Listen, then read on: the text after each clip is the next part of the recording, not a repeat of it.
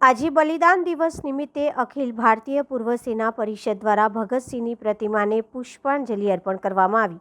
બલિદાન દિવસ એટલે સુખદેવ રાજગુરુ અને ભગતસિંહને ફાંસી લગાડવામાં આવી હતી। આ ત્રિપુટી દ્વારા ભારતની આઝાદીની લડતમાં ખૂબ મોટું યોગદાન રહ્યું અને તેઓને અંગ્રેજો દ્વારા ફાંસી આપવામાં આવી હતી। તેથી લઈને આ દિવસને તેમના બલિદાનને સેલ્યુટ કરીને અખિલ ભારતીય પૂર્વ સેના પરિષદ દ્વારા પુષ્પાંજલિ અર્પણ કરવામાં આવી હતી। આજે બલિદાન દિવસના ઉપલક્ષમાં અખિલ ભારતીય પૂર્વ સૈનિક સેવા પરિષદ વીરોને શ્રદ્ધાંજલિ આપવા માટે આવ્યા છે।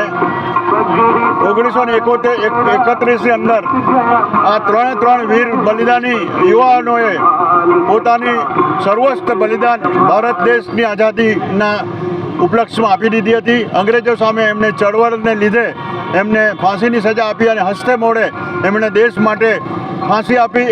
એક યુવાનોને ખૂબ જ મોટી પ્રેરણા આપી હતી કે આ દેશ યુવાનો જ આઝાદ કરશે અને એમની પ્રેરણાથી સમગ્ર દેશ 1947માં આઝાદ થયો।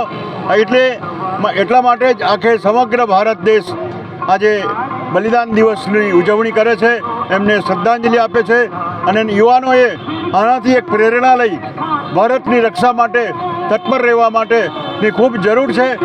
કારણ કે જે દિવસો દૂર નથી જ્યારે આ યુવાનોએ દેશની રક્ષા કરવાની જરૂર ઊભી થશે।